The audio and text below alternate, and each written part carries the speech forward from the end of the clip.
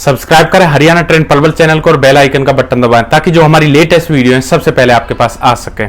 शायद कोई ही ऐसी महिला होगी जो अपने मायके का नाम सुनकर खुश ना होती होगी। जब भी कभी मायके का नाम आता है तो महिला अपना सब कुछ काम छोड़कर मायके जाने के लिए तैयार हो जाती है। दोस्तों, लेकिन जो आज की सच्ची घटना जिसे हम आपको सुनाने जा रहे हैं, इस सच्ची घटना में कुछ उल्टा होता है। जब उस औरत की मायके का नाम लिया जाता है तब वह औरत घबराने लगती है और परेशान हो जाती है। उसका पति उससे कहता है कि चलो तुम्हारे मायके चलते हैं, यानी मेरी ससुराल चलते हैं।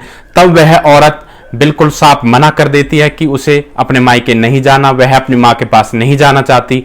लेकिन फिर दोनों में बहस होती है और उस बहस में पति जीत जाता है और अपनी पत्नी को लेकर मायके चला जाता है। वहां पर पति एक ऐसी गलती कर बैठता है जिसकी वजह से दो लोगों की मौत हो जाती है और उस गलती की वजह से मायका भी बर्बाद और ससुराल भी बर्बाद। दोस्तों, जब लोगों को मौत का कारण पता चलता है तो सब लोग हैरान रह जाते हैं, सब लोग सन्न रह जाते हैं और सब सोचने पर मजबूर हो जाते हैं कि हमारे समाज में इस तरह के लोग भी रहते हैं जो इस तरह रिश्तों को शर्मसार करते हैं।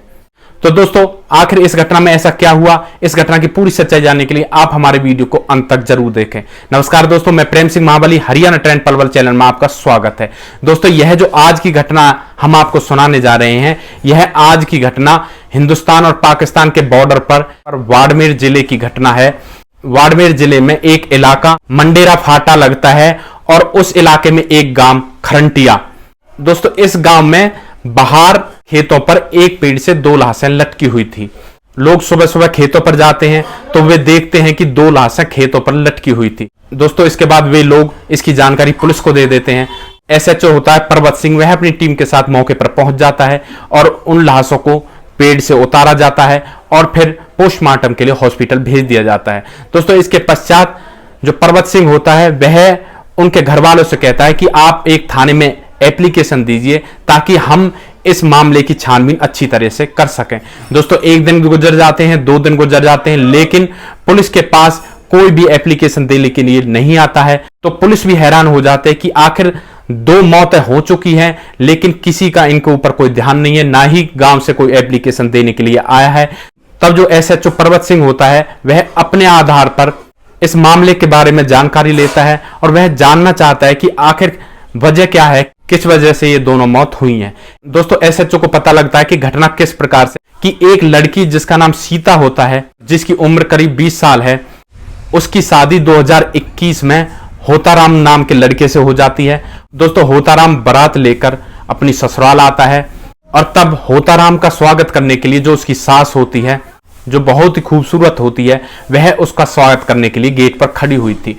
दोस्तों, तभी उस सास को कुछ काम आ जाता है। काम की वजह से वह उस थाली को एक बूढ़ी औरत को पकड़ाकर वहां से चली जाती है। बारात घर के दरवाजे पर पहुंचती है तो दूल्हा सोचता है कि उसका स्वागत कोई भी नहीं कर रहा है। दोस्तों, कुछ समय पश्चात वह खूबसूरत महिला आती है और उस थाली को लेती है और अपने दामाद का स्वागत करती है। उसका दामाद उस औरत को देखता है तो वह बस उसे देखता ही रह जाता है। उसको वह बहुत ही अच्छी लगती है और उसका दिल उसके ऊपर फिसल जाता है।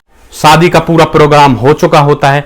होतीराम के मन में बस उसी औरत का ख्याल रहता है कि वह औरत कितनी खूबसूरत थी और उसे पता लग जाता है कि वह मेरी सासू मां थी। दोस्तों, इसके पश्चात शादी हो जाती है और उसकी बेटी दुल्हन बनकर अपने ससुराल चली जाती है। लेकिन जो होताराम होता है उसके माइंड में बस अपनी सासू मां का ही ख्याल रहता है, उसी की फोटो उसके दिल और दिमाग में रहती है। इस प्रकार कुछ समय गुजर जाता है और होताराम अपनी ससुराल में ज्यादा रहने लगता है। दोस्तों, वह अपनी ससुराल में रहने लगता है तो वह अपनी सासू मां को बहुत ज्यादा पसंद करता था और इसी वजह से वह अपने दिल की बात अपनी सासू मां से कह देता है। वह उससे कहता है कि वह उसको बहुत ही ज्यादा पसंद करता है और उससे बहुत ज्यादा प्यार करता है। दोस्तों, उसकी सासू मां भी कई हद तक उसको पसंद करती थी, उसे लाइक करती थी और उसकी सासू मां भी टूट जाती है और फिर उसके बाद वे एक दूसरे से प्यार करने लगते हैं और चोरी चुपके संबंध बनाने लगते हैं। दोस्तों, इस तरीके से धीरे धीरे समय गुजरता रहता है और पति अपनी ससुराल में रहता है और पत्नी अपनी ससुराल में रहती है और पति का ज्यादातर समय अपने ससुराल में गुजरता है, अपनी सासू मां के साथ संबंध बनाता रहता है। जो वहां के लोग होते हैं उनको इस बारे में पता लग जाता है इस होताराम का अपनी सास के साथ गलत संबंध है। तो इसकी सूचना वहां के लोग फोन करके उस लड़की सीता के पास पहुंचाते और उससे कहते हैं कि अपने पति को संभालो, तुम्हारे पति का तुम्हारी मां के साथ जरूर कुछ ना कुछ चक्कर है। दोस्तों इस पर उसे गुस्सा आता है, वह उनसे लड़ाई भी करती है और इस तरह से कई बार उस औरत सीता के पास उसके मायके से फोन आते हैं कि तुम्हारा पति बहुत ज्यादा गलत कर रहा है, तुम्हारी मां के साथ उसके संबंध है। तो इसके पश्चात वह अपने पति पर कंट्रोल करना शुरू कर देती है, उसको अपने मायके से बुला लेती है और उस पर पूरा कंट्रोल करने लगती है। दोस्तों कुछ दिनों के पश्चात उसका पति उससे कहता है कि चलो तुम्हारे मायके चलते हैं, लेकिन वह औरत मना कर देती है। वह अपने मायके नहीं जाना चाहती, लेकिन वह जिद करता है और जिद के सामने उसकी पत्नी को झुकना पड़ता है और इसके पश्चात वह अपनी पत्नी को लेकर उसके मायके चला जाता है। दोस्तों एक दिन तब वह औरत जो सीता होती है वह देखती है कि एक कमरे में उसकी मां और उसके पति आपत्तिजनक स्थिति में हैं।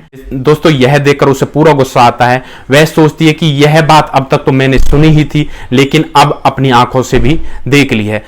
दोस्तों इसके पश्चात सीता उनके साथ लड़ाई झगड़ा करती है और लड़ाई झगड़ा बहुत ज्यादा बढ़ जाता है। इसके पश्चात सास और दामाद दोनों वहां से फरार हो जाते हैं। दोस्तों वे गांव से बाहर निकल जाते हैं और बाहर एक जंगल होता है। उन दोनों को कई हद तक यह रियलाइज हो गया था कि अब तक तो उनका काम चोरी छुपे चल रहा था, लेकिन मां को अब यह टेंशन थी कि उसकी बेटी ने यह सब कर देख लिया है और उसके पति को भी यह टेंशन थी कि उसकी पत्नी ने सब कुछ देख लिया है।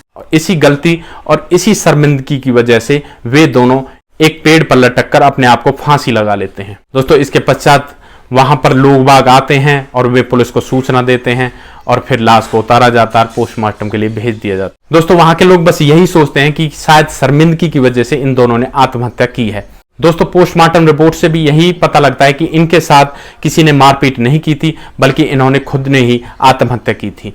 दोस्तों इस तरह एक छोटी सी गलती से ससुराल भी पूरी तरह से बर्बाद हो जाती है और मायका भी पूरी तरह से बर्बाद हो जाता है। अब वह महिला जो सीता होती है वह अकेली रह जाती है और शायद उसे अब अपनी जिंदगी अकेले ही गुजारनी पड़ेगी। दोस्तों इस घटना के बारे में आप क्या कहना चाहते हैं?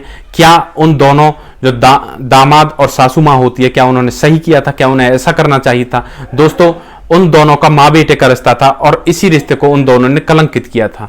दोस्तों इस कहानी को सुनाने का उद्देश्य किसी को परेशान करना नहीं था, किसी का दिल दुखाना नहीं था, बल्कि आपको सतर्क करना था, सावधान करना था कि आप जहां भी रहें सुरक्षित रहें, सावधान रहें, रिश्तों की मर्यादा को समझें, परिवार का ध्यान रखें। दोस्तों अगर आप लोगों ने अभी तक हमारे चैनल हरियाणा ट्रेंड को सब्सक्राइब नहीं किया है तो हमारे चैनल हरियाणा ट्रेंड को सब्सक्राइब करें और हमारे वीडियो को ज्यादा से ज्यादा शेयर करें ताकि हमें भी आगे बढ़ने का मौका मिल सके।